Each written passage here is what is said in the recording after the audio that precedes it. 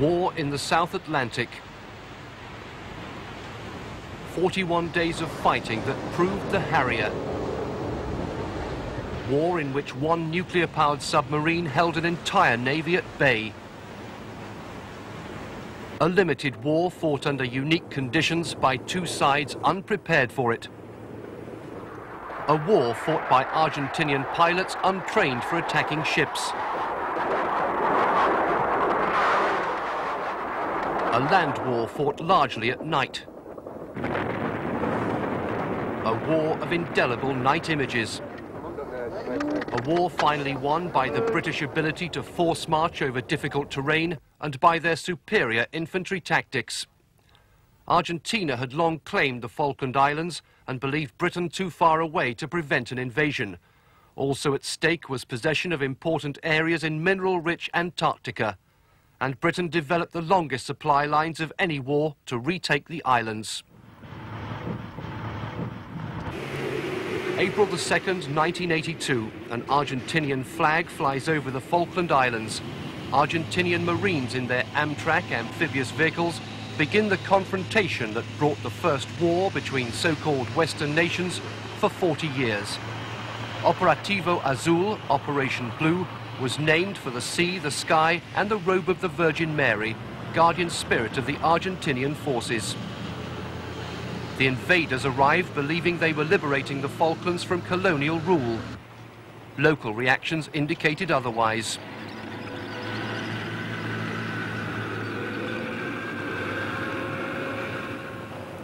Originally, they'd planned to withdraw straight away, hoping simply to generate sympathy for their long-standing claim on the islands. But domestic need for a triumph of arms decided them to stay. Replacements arrived in a seemingly endless succession of Hercules and Air Force Boeing 707s. Ex-brigade from Buenos Aires province, well-equipped but comprising thousands of chicos, the boy conscripts who served a year's compulsory national service. With them, the first Argentinian command muddle. 3 brigadier generals now vied for control. They also brought in squadrons of the deadly Pucará ground attack planes that had proved so successful in counter-insurgency roles. Tanks never featured in the eventual defense of Port Stanley. It would be a key to Argentinian tactics that their experience was as a politicized anti-terrorism force, unused to facing a professional army trained to NATO standards. Sure that Britain would do nothing, the Argentinians now withdrew the crack Marines who spearheaded the invasion.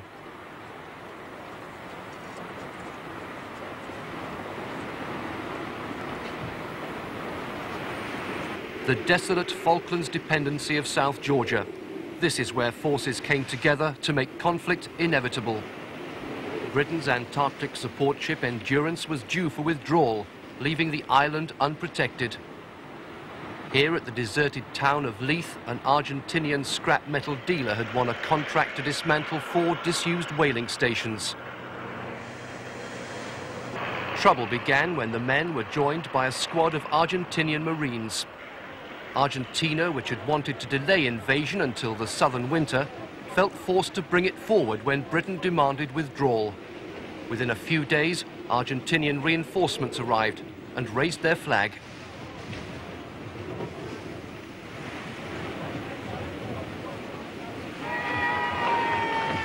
The ensuing conflict brought 2 quite different military commanders face to face. General Galtieri had been president for 3 months, but faced mounting domestic protest over 100% inflation and falling wages. A man of action rather than foresight, he hatched a plan to seize the Falklands to divert public attention, believing Britain was no longer interested in defending them. Nonetheless, he was a soldier's soldier, commanding great loyalty from his troops. Admiral Sir John Fieldhouse was Britain's overall commander, but because he ran the distant battlefields from a control room in a London suburb, he got little credit at the time for being a clear-thinking strategist. Also, his extensive combat experience in World War II enabled him to steady jittery politicians during battlefield reverses. Admiral Fieldhouse's old ship, HMS Hermes, spearheads British Task Group 318 to regain the Falklands.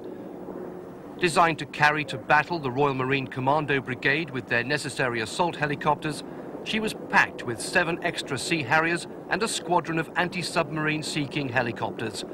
Most of the brigade would follow in the cruise liner Canberra.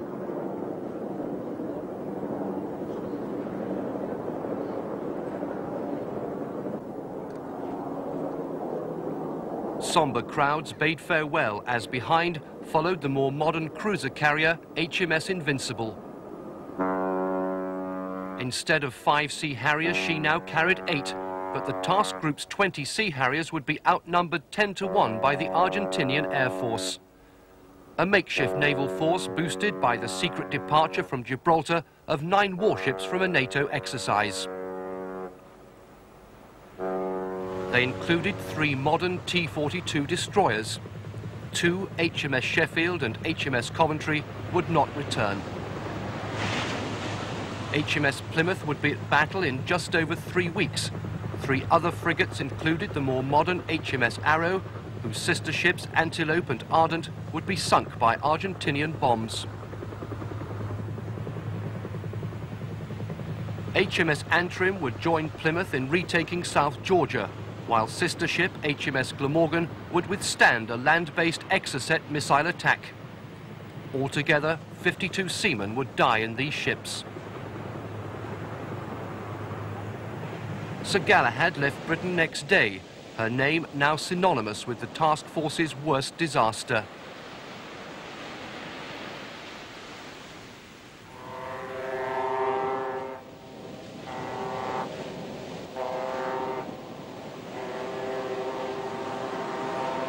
The amphibious landing ship HMS Fearless would spearhead the assault on the beaches of San Carlos.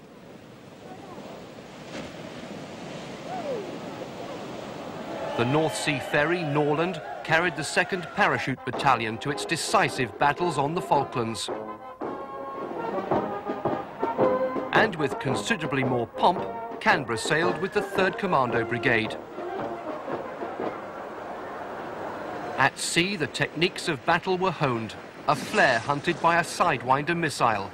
These would be a major success of the war, downing more Argentinian aircraft than any other ordnance.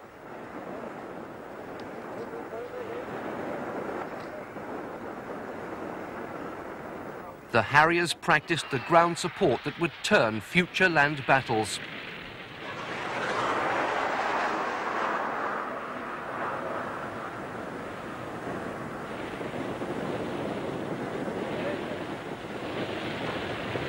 Deadliest of all, the cluster bomb. It broke Argentinian resistance at Goose Green.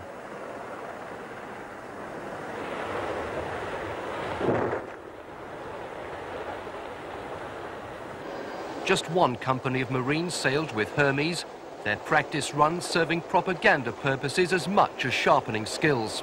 With a belt of 50 rounds, load up, ready, hit the point, out to sea, stand by, stop!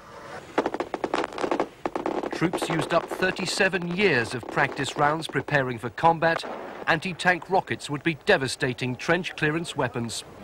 We probably have to face their Air Force, and I don't know how much they'll wish to use of it. I'm actually pretty confident that we've got jolly good systems for dealing with it. This is no sort of puff. We actually have some very good weapon systems and sensors in the force, and some jolly good aircraft, missile systems, all that sort of thing, which is well able to deal with that. It's been designed to do it. I think it's pretty good. I think they'd be very ill-advised to try and take us on, because they'll suffer some very severe losses. I would put our chances as being considerably better than the opposition's. Task Group Commander Sandy Woodward. He'd later describe the conflict as a close-run thing. Ascension Island in mid-Atlantic, halfway to the Falklands and the vital staging post for supply and resupply. This was where the 100 ships of the task force could swap hastily loaded stores.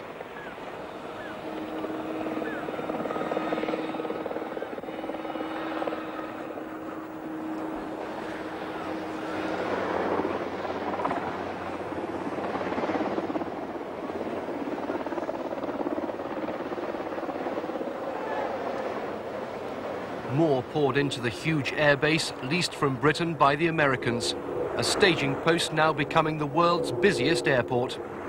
War's longest ever supply line would run efficiently throughout the conflict. Regrouping and diplomatic attempts to prevent war kept some ships there for many days, but meanwhile the Spearhead Group headed south.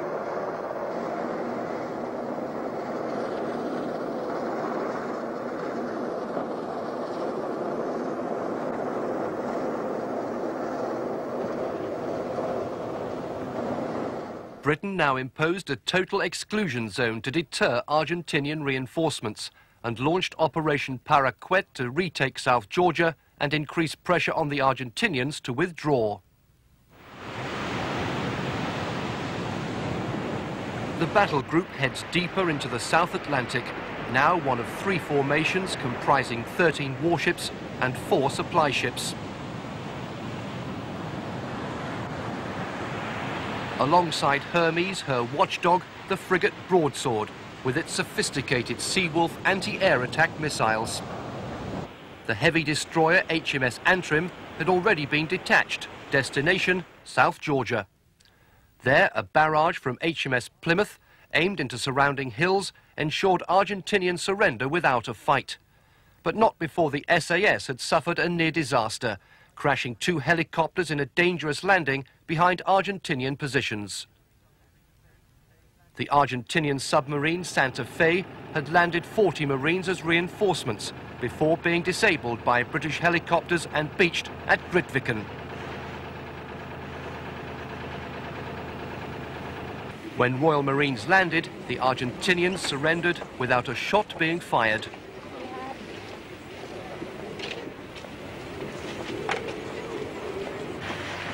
The British had regained South Georgia just 22 days after the Argentinians captured it. The first action of a war 7,000 miles from home had ended with 190 Argentinians taken prisoner, including the 38 scrap metal workers who started it all.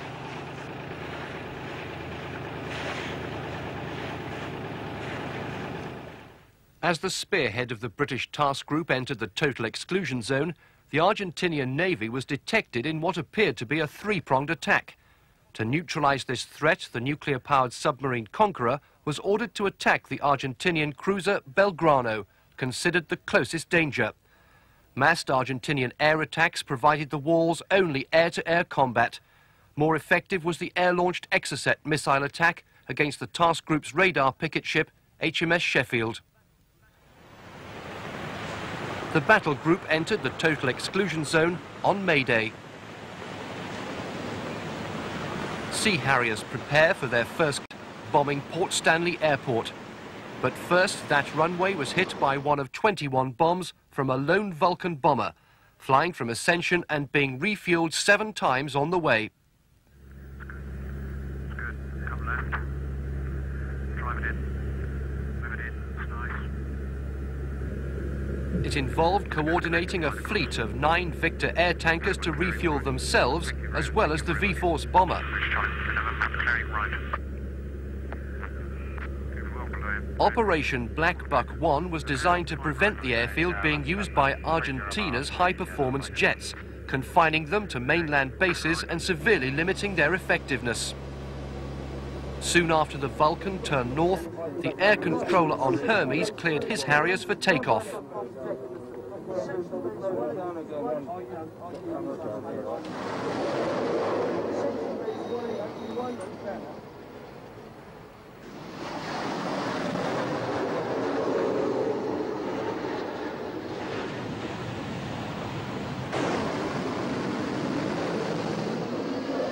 At the time, the number involved was kept secret, but it's now known that the raid was carried out by 9 Harriers, 4 from Hermes and 5 from Invincible.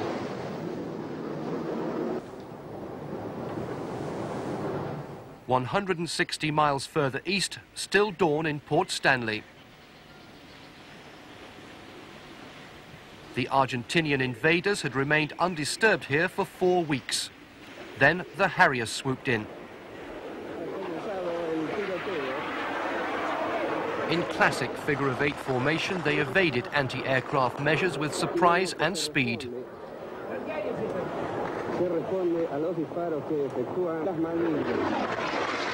The whole raid lasted just over a minute, but there would be 500 more. They were too low to cause serious damage to the runway, but a fuel dump was set on fire and some buildings were damaged.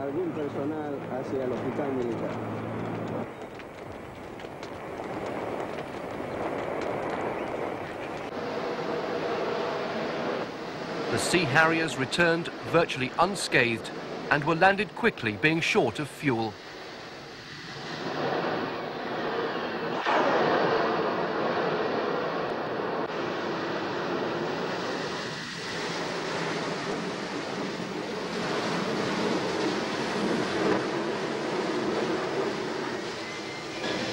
In two other operations the same day, Sea Harriers had also attacked Goose Green, destroying 5 Argentinian pucarás. Later that day, 3 task groups of the Argentinian Navy were detected mounting an apparent pincer attack on the British battle group. The biggest threat was their flagship, the aircraft carrier 25 de Mayo, with its 8 Skyhawk fighter bombers. In the event, these jets were prevented from taking off by unsuitable weather. But the force also included 2 T-42 destroyers, sister ships to 3 in the British task group and armed with Exocet missiles. These were moving in 2 formations from the north. To the south, a nuclear-powered submarine, HMS Conqueror, had detected the 3rd group led by the old cruiser Belgrano. The British had already warned that they would sink any Argentinian warship deemed a threat, and reasoned that this might prevent their navy entering combat. 2 Mark 8 torpedoes were fired. The Belgrano sank in 45 minutes with the loss of 368 lives, but the rest of the Argentinian Navy took no further part. Its Skyhawks transferred to shore to fight at ranges that put them at a disadvantage. Conqueror's skipper, Commander Christopher Reeford Brown, explained his action. She was a threat to the task force. She'd been steaming towards them, and I'd been watching her for a few hours beforehand, and under direct orders I went in and attacked her. I think by doing so, although there was obviously loss of life on her, which I regret, I certainly saved considerable loss of life from the British task force. May the 2nd, HMS Sheffield on the horizon and on fire, hit by an Exocet missile. Launched by air 20 miles away, it took 2 minutes flying at the speed of sound. 24 men were injured and 20 died, most casualties caused by fire from unspent rocket fuel.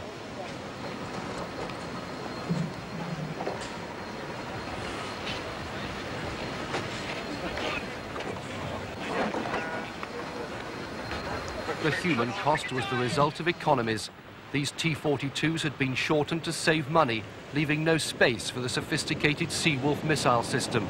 It had therefore proved vulnerable to air attack, despite being specifically designed for anti-aircraft picket duty. May the 21st, 7 weeks after the original Argentinian invasion, commandos of 3 Brigade began landing at San Carlos. They were unopposed. The Argentinians had been convinced Britain would land close to the capital, Port Stanley, as they had done. And as men and material continued to pour onto the beaches, the Argentinians were encouraged to believe this by a series of diversionary raids. In the anchorage itself, there was little room for naval escorts. Most remained out in Falklands Sound as the May the 21st gun line to protect the landings against air raids. Canberra would take all day to disembark her Royal Marine Commandos.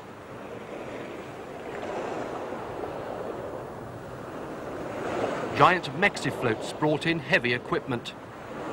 Wessex and Sea King helicopters would lift over 400 tons of guns and stores before the end of the day. Ashore, men dug into the soft peat.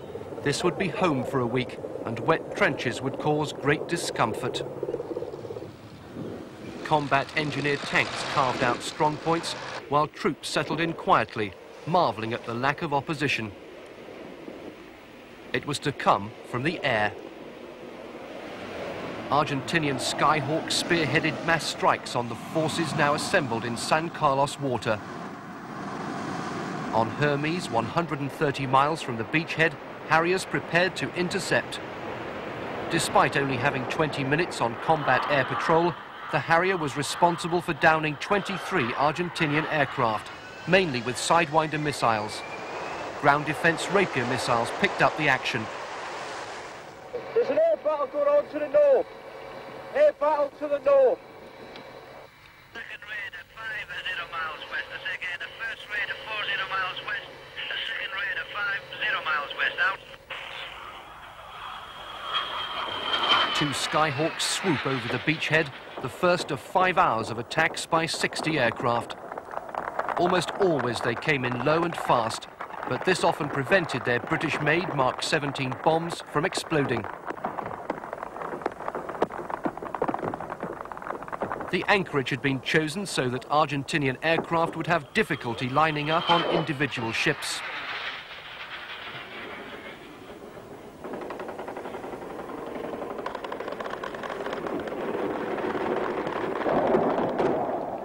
Canberra's near misses and those of other ferries speeded up offloading of troops so that civilian vessels could rejoin the carrier group, allowing more warships in to defend the landings.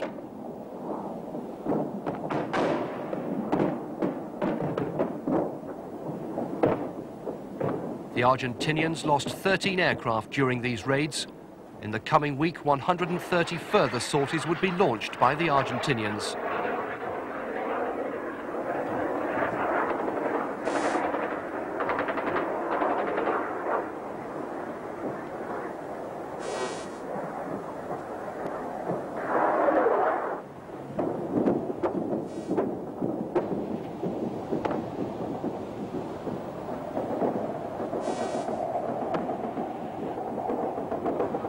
A near miss for HMS Yarmouth. She was one of the few gunline ships to emerge unscathed from Bomb Alley.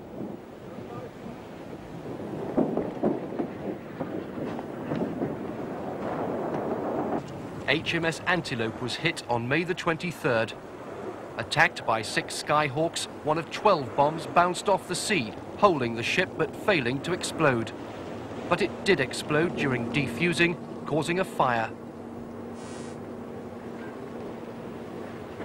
It took 2 hours to remove the crew, then the Seacat magazine exploded. Antelope's destruction again emphasized weaknesses due to cost saving. These Type 21s were originally conceived as low-performance ships for foreign fleets like Iran's, with a widespread use of plastics that aided the spread of fire. Another lesson was the urgent need for an integrated long and short-range air and missile defense to combat saturation air attacks. And mass Argentinian air attacks continued.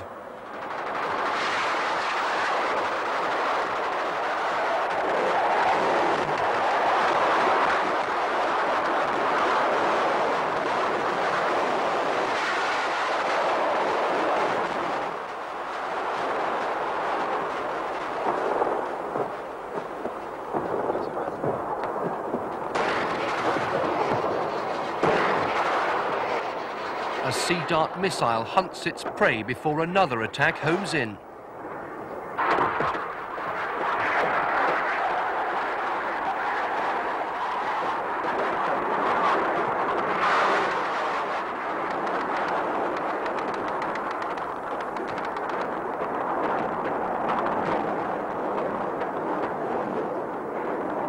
Reconnaissance helicopters shelter from attack. As the escorts hit back, many ships were lucky to be hit by bombs which did not explode. The commando carrier Sir Lancelot was one, towed to safe anchorage for the bomb to be defused. News of mounting ship losses sharply increased political pressure for an early breakout on land. First, instead of using helicopters as the Argentinians expected, British troops walked to Port Stanley along 3 arduous overland routes. Second, 2 Paras swooped on the important Argentinian base at Goose Green, sparking progress that would lead to tragedy at Fitzroy. Goose Green was a turning point. The 6-phase British assault quickly overran outlying Argentinian positions, but faltered at their main defence line. 2 Paras' commander was killed at Darwin Hill, then the Argentinians were outflanked at Boca House. 2 Paras' momentum then took them to the airfield as Argentinian reinforcements arrived, but after a fierce firefight, 2 Para outflanked them. The battle lasted 15 hours, night and day, because SAS observers had been unable to assess the strength of Argentinian defences. The debris of the first land action, the only battle to spill over into daylight hours, with the disadvantage of fighting on the open Falklands terrain. Good infantry work and handling of weapons, without much outside support, had defeated a well-defended position. Yet despite the ferocity of the encounter, only 72 died, 55 Argentinians and 17 British. Bad weather prevented airstrikes until late in the battle. When they did come, Argentinian resistance crumbled fast. Their strong points fell because they'd been badly planned and were unable to afford themselves mutual protection. Only the final surrender revealed just how outnumbered the British forces had been. Over 1,500 Argentinians were taken prisoner, 3 times as many as expected. They didn't include their commander. He telephoned his orders from a safe house in Stanley. The presence of Pucará ground attack planes had discouraged the tactic of a helicopter-borne assault. They had also been used to drop napalm, a futile weapon in open territory.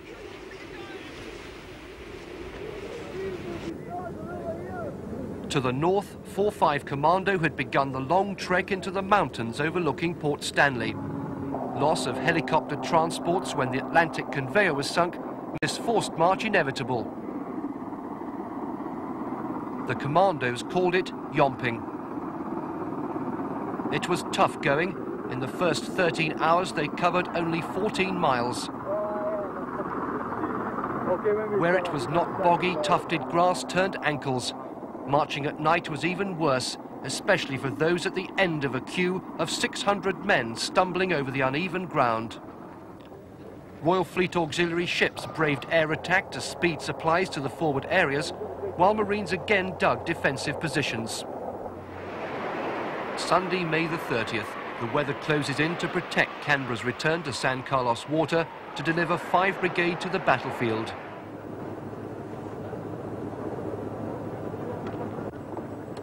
"3,200 men of the Gurkhas, Scots and Welsh Guards trooped over rickety jetties.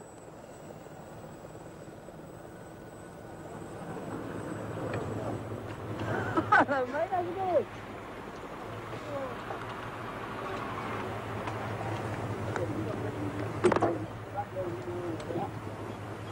These men, representing the army, as opposed to the largely naval forces so far involved, would deploy through Goose Green to establish the southern front. The army's anxiety to get involved in the fighting alongside the Marines would lead to tragedy. Complete absence of Argentinian opposition would quickly lead them through Darwin and onto a place called Fitzroy. But behind the calm, supply lines were becoming desperately stretched. Any means possible were now being used to speed 5 Brigade into forward positions, matching 3 Brigade in the north. But to move troops and stores in sufficient numbers, bigger ships were needed, the commando carriers Sir Tristram and Sir Galahad. The island's coaster was not enough. At Fitzroy, clearer weather allowed Argentinian spotters a view of the new beachhead and the relaxing battalions. They called in an airstrike.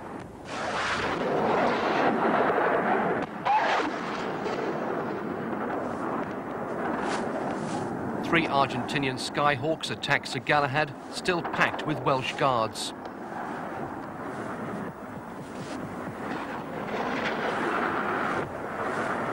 20 tons of ammunition exploded in the open tank deck, where most troops were concentrated. 43 died and 150 were badly burned. Seeking helicopters flew into the thick smoke to lift men off.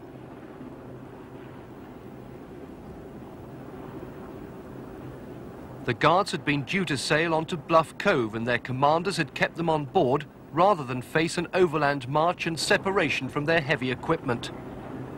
Helicopter downdrafts steered life rafts away from the inferno. The raid inflicted the greatest losses of the war on British forces, and the Welsh Guards took no further part in the conflict.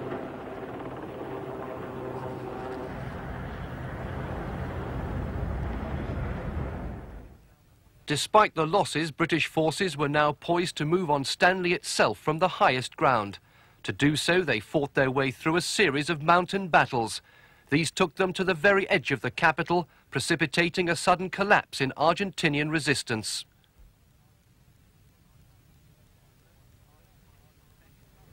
First, the Argentinian defences were engaged by the 105mm howitzers of the 29th Commando Regiment, who'd been airlifted onto Mount Kent.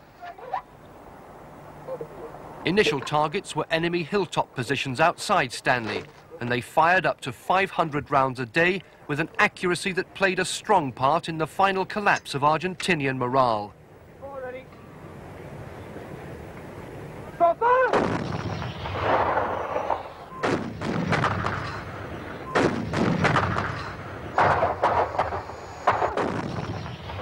Scores surrendered as the perimeter defences, manned mainly by the Chicos, crumbled under the barrage. From the south too, artillery homed in on Argentinian positions guarding the approaches to Stanley.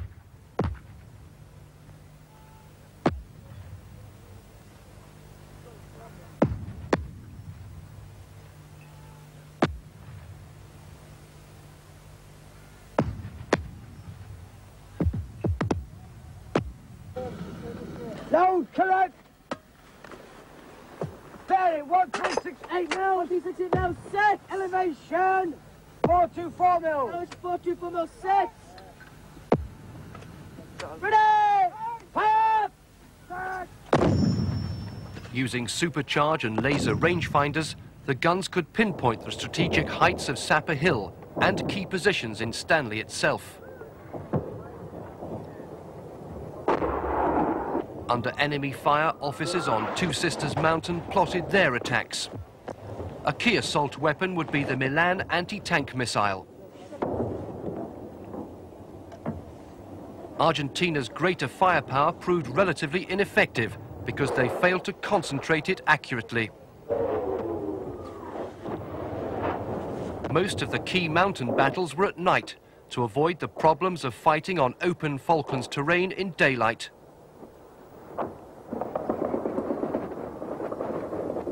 On successive nights, Mounts Longdon, Harriet, Tumbledown and Wireless Ridge fell in fierce infantry assaults. Suddenly, 25 days after the landings, Argentinian resistance broke, and the news passed rapidly along the columns of Marines negotiating minefields outside Stanley. We beat them now. No more opening fire. No more opening fire. No more opening fire. They had overcome 11,000 well-armed troops with better coordination and leadership, and better use of support weapons. We make safe weapons. Not going to use it now. He's not got one at the spot, like, have you? No. The British infantry assaults had been marked by excellent use of well-practiced tactics and initiative from non-commissioned officers. Once ashore, they never lost a battle. Yet, of forces numbering some 10,000 men, just 1,300 had come into frontline contact with the Argentinians, and they had won through by combining speed and aggression with the unexpected moves of indirect tactics. And this relatively small number took nearly 13,000 prisoners in a conflict that still seemed to some observers like two bald men fighting over a comb.